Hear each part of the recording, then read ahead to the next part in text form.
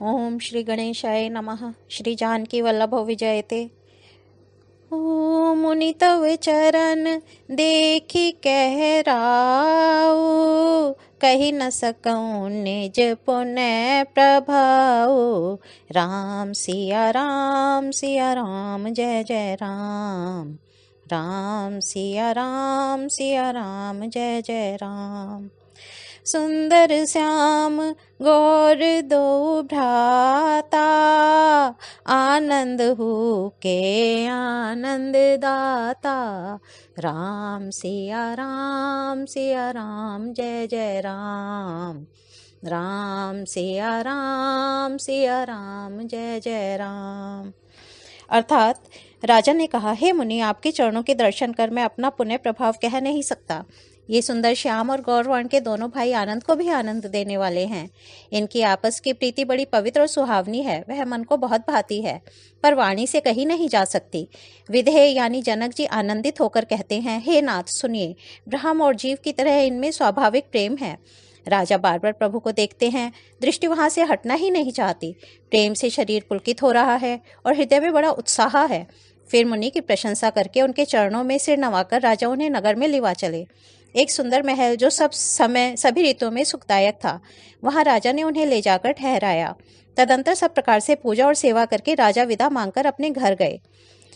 ऋषय संग रघुवंश मणि करि भोजनु विश्राम, बैठे प्रभु भ्राता सहित दिवस रहा भरि जामु। सियापति राम जय जय राम, मेरे प्रभु राम जय जय राम। अर्थात रघुकुल के शिरोमणि प्रभु श्री रामचंद्र जी ऋषियों के साथ भोजन और विश्राम करके भाई लक्ष्मण सहित बैठे। उस समय पहर भर दिन रह गया था। लक्ष्मण जी के हृदय में विशेष लालसा है कि जाकर जनकपुर देखावें, परंतु प्रभु श्री रामचंद्र जी का डर है और फिर मुनि से भी सकुचाते हैं, इसलिए प्रकट में कुछ नहीं कहते, मन ही मन मुस्कुरा रहे हैं। अंतर्यामी श्री रामचंद्र जी ने छोटे भाई के मन की दशा जान ली। तब उनके हृदय में भक्त वत्सलता उमड़ आई। वे गुरु की आज्ञा पाकर बहुत ही विनय के साथ सकुचाते हुए मुस्कुराकर बोले, हे नाथ, लक्ष्मण नगर देखना चाहते हैं, किंतु आपके डर और संकोच के कारण स्पष्ट नहीं कहते। यदि आपकी आज्ञा पाऊं तो मैं इनको नगर दिखलाकर तुरंत ही वापस ले आऊं। यह सुनकर मुनीश्वर विश्वामित्र जी ने प्रेम सहित वचन कहे, हे राम, तुम नीति की रक्षा कैसे न करोगे? हे तात, तुम धर्म की मर्यादा का पालन करने वाले और प्रेम के वशीभूत होकर सेवकों को सुख देने वाले हो। जाई देखिया वहु नगरो, सुख निधान दो भाई, करऊं सुफल सबके नयन, सुंदर बदन दिखाई। सियापति राम जय जय राम, मेरे प्रभु राम जय जय राम। अर्थात सुख के निधान दोनों भाई जाकर नगर देखाओ, अपने सुंदर मुख दिखलाकर सब नगर निवासियों के नेत्रों को सफल करो। सब लोगों के नेत्रों को सुख देने वाले दोनों भाई मुनि के चरण कमलों की वंदना करके चले। बालकों के झुंड इनके सौंदर्य की अत्यंत शोभा देखकर साथ लग गए। उनके नेत्र और मन इनकी माधुरी पर लुभा गए। दोनों भाइयों के पीले रंग के वस्त्र हैं, कमर के पीले दुपट्टों में तरकस बंधे हैं, हाथों में सुंदर धनुष बाण सुशोभित हैं। श्याम और गौर वर्ण के शरीरों के अनुकूल, अर्थात जिस पर जिस रंग का चंदन अधिक फबे उस पर उसी रंग के सुंदर चंदन की खौड़ लगी है। सांवरे और गोरे रंग की मनोहर जोड़ी है। सिंह के समान पुष्ट गर्दन है, विशाल भुजाएं हैं, छाती पर अत्यंत सुंदर गज मुक्ता की माला है, सुंदर लाल कमल के समान नेत्र हैं, तीनों तापों से छुड़ाने वाला चंद्रमा के समान मुख है। कानों में सोने के कर्णफूल अत्यंत शोभा दे रहे हैं और देखते ही देखने वाले के चित्त को मानो चुरा लेते हैं। उनकी चितवन दृष्टि बड़ी मनोहर है और भौहें तिरछी एवं सुंदर हैं। माथे पर तिलक की रेखाएं ऐसे सुंदर हैं मानो मूर्तिमती शोभा पर मोहर लगा दी गई है। रुचिर चौतनी सुभग सिर, मेचक कुंचित केस, नक्सिक सुंदर बंधु दो, शोभा सकल सुदेश। सियापति राम जय जय राम, मेरे प्रभु राम जय जय राम। अर्थात सिर पर सुंदर चौकोनी टोपियां हैं, काले और घुंघराले बाल हैं, दोनों भाई नख से लेकर शिखा तक सुंदर हैं और सारी शोभा जहां जैसी चाहिए वैसी ही है। जब पुरवासियों ने यह समाचार पाया कि दोनों राजकुमार नगर देखने के लिए आए हैं, तब वे सब घर बार और सब कामकाज छोड़कर ऐसे दौड़े मानो दरिद्री को खजाना लूटने दौड़े हों। स्वभाव से ही सुंदर दोनों भाइयों को देखकर वे लोग नेत्रों का फल पाकर सुखी हो रहे हैं। युवती स्त्रियां घर के झरोकों से लगी हुई प्रेम सहित श्री रामचंद्र जी के रूप को देख रही हैं। वे आपस में बड़े प्रेम से बातें कर रही हैं। हे सखी, इन्होंने करोड़ों कामदेवों की छवि को जीत लिया है। देवता, मनुष्य, असुर, नाग और मुनियों में ऐसी शोभा तो कहीं सुनने में भी नहीं आती। भगवान विष्णु के 4 भुजाएं हैं, ब्रह्मा जी के 4 मुख हैं, शिव जी का भयानक वेश है और उनके 5 मुख हैं। हे सखी, दूसरा देवता भी कोई ऐसा नहीं है जिसके साथ इस छवि की उपमा की जाए। वह किशोर सुषमा सदन, श्याम गौर सुखधाम, अंग अंग परवार यहीं, कोटि कोटि सतकाम, सियापति राम जय जय राम, मेरे प्रभु राम जय जय राम। अर्थात इनकी किशोर अवस्था है। ये सुंदरता के घर, सांवले और गोरे रंग के तथा सुख के धाम हैं। इनके अंग अंग पर करोड़ों अरबों कामदेवों को निछावर कर देना चाहिए। हे सखी, भला कहो तो ऐसा कौन शरीरधारी होगा जो इस रूप को देखकर मोहित ना हो जाए। तब कोई दूसरी सखी प्रेम सहित कोमल वाणी से बोली, हे सयानी, मैंने जो सुना है उसे सुनो। ये दोनों राजकुमार महाराज दशरथ जी के पुत्र हैं। बाल राजहंसों का सा सुंदर जोड़ा है। ये मुनि विश्वामित्र के यज्ञ की रक्षा करने वाले हैं। इन्होंने युद्ध के मैदान में राक्षसों को मारा है। जिनका श्याम शरीर और सुंदर कमल जैसे नेत्र हैं, जो मारीच और सुबाहु के मद को चूर करने वाले और सुख की खान हैं, और जो हाथ में धनुष बाण लिए हुए हैं, वे कौशल्या जी के पुत्र हैं। इनका नाम राम है। जिनका रंग गोरा और किशोर अवस्था है, और जो सुंदर वेश बनाए और हाथ में धनुष बाण लिए श्री राम जी के पीछे पीछे चल रहे हैं, वे इनके छोटे भाई हैं। उनका नाम लक्ष्मण है। हे सखी सुनो, उनकी माता सुमित्रा है। दोनों भाई ब्राह्मण विश्वामित्र का काम करके और रास्ते में मुनि गौतम की स्त्री अहिल्या का उद्धार करके यहाँ धनुष यज्ञ देखने आए हैं। यह सुनकर सब स्त्रियां प्रसन्न हुईं।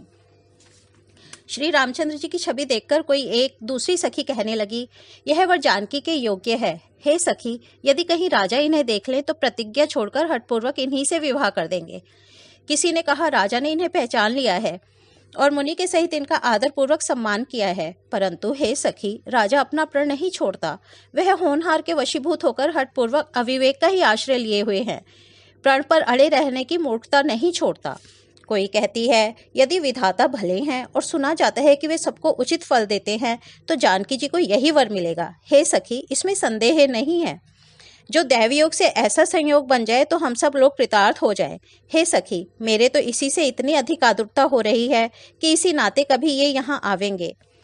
ना ही ता हम कहूँ सुनहु सखी, इन कर दरसनु दूरी, यह संघट तब होई जब पुनः पुराकृत भोरी, सियापति राम जय जय राम, मेरे प्रभु राम जय जय राम। अर्थात विवाह न हुआ तो हे सखी सुनो, हमको इनके दर्शन दुर्लभ है। यह संयोग तभी हो सकता है जब हमारे पूर्व जन्मों के बहुत पुण्य हों। दूसरी ने कहा, हे सखी, तुमने बहुत अच्छा कहा। इस विवाह से सभी का परम हित है। किसी ने कहा, शंकर जी का धनुष कठोर है और ये सांवले राजकुमार कोमल शरीर के बालक हैं। हे सयानी, सब असमंजस ही है।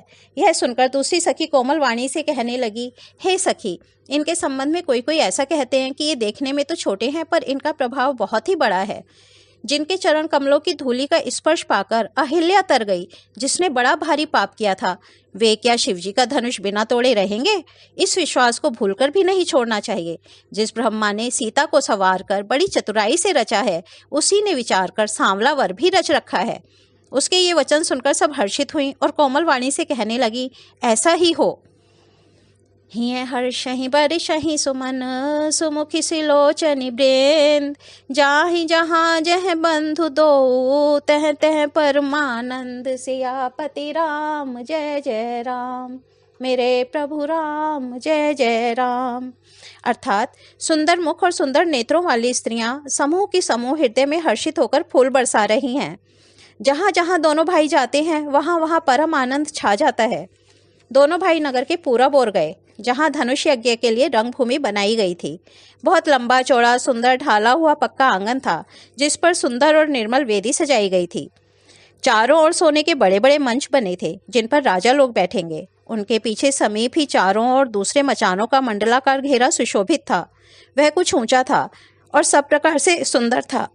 जहाँ जाकर नगर के लोग बैठेंगे, उन्हीं के पास विशाल एवं सुंदर सफेद मकान अनेक रंगों के बनाए गए हैं, जहाँ अपने अपने कुल के अनुसार सब स्त्रियां यथा योग्य जिसको जहाँ बैठना उचित है बैठकर देखेंगी। नगर के बालक कोमल वचन कह कहकर आदर पूर्वक प्रभु श्री रामचंद्र जी को यज्ञशाला की रचना दिखला रहे हैं। सब शिशु एहि मिस प्रेम बस, परसि मनोहर गात। तन पुलकहि अति हरषु हियँ, देखि देखि दो भ्रात सियापति राम जय जय राम। मेरे प्रभु राम जय जय राम। अर्थात सब बालक इसी बहाने प्रेम के वश होकर श्री राम जी के मनोहर अंगों को छूकर शरीर से पुलकित हो रहे हैं और दोनों भाइयों को देख देखकर उनके हृदय में अत्यंत हर्ष हो रहा है।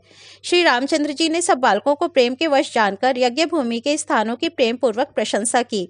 इससे बालकों का उत्साह, आनंद और प्रेम और भी बढ़ गया, जिससे वे सब अपनी अपनी रुचि के अनुसार उन्हें बुला लेते हैं और प्रत्येक के बुलाने पर दोनों भाई प्रेम सहित उनके पास चले जाते हैं।